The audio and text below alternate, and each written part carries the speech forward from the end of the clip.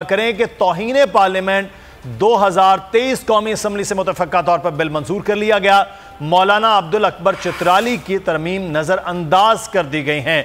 तौहीन parliament 2023 कौमी assembly से मुतफ़क्का तौर पर यह बिल मंजूर कर लिया गया है, जबकि मौलाना अब्दुल अकबर चित्राली की तरमीम को नज़रअंदाज कर दिया गया है। खबर आपको दे रहे हैं कि तौहीन पार्लियामेंट का बिल जो है वो कौमी असम्बली में था 2023, जिसे अब मुतफ़क्का तौर पर मंजूर कर लिया गया है, जबकि मौलाना अब्दुल अकबर चित्राली की जो तरमीम थी उसको नज़रअंदाज कर दिया गया है और मुतफ़क्का तौर पर अब ये तौहीन पार्लियामेंट का जो कानून है 2023 का वो कौमी असम्बली ने मंजूर कर लिया है।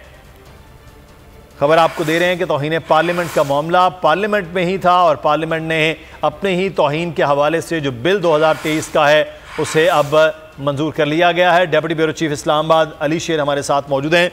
जी अली शेर, आगाह कीजिएगा, एक तो ये बिल मंजूर कर लिया गया है, चित्राली साहब की तरमीम क्या थी जिसे नज़रअंदाज किया गया है?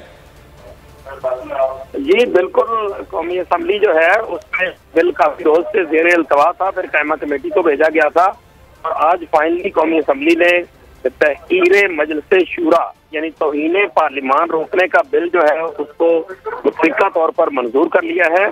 ये बिल जो था चेयरमैन कायमा कमेटी बराए कवायद और ज़वाबत राना कासिम नून ने पेश किया था।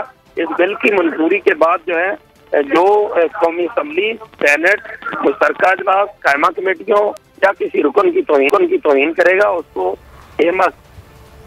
जुर्माना जो है की 24 और और इसकी जो मामला होगा वो दोनों के पास भेजा जाएगा, अगर कोई करेगा। अब अली शेर, आप हमारे साथ ही रहेगा, आपकी आवाज़ कुछ डिस्ट्रक्शन हो रही है। हम अपने नाज़रीन को बताएं कि इस वक्त तौहीन पार्लियामेंट बिल 23 को कौमी असम्बली में मुतफ़क्का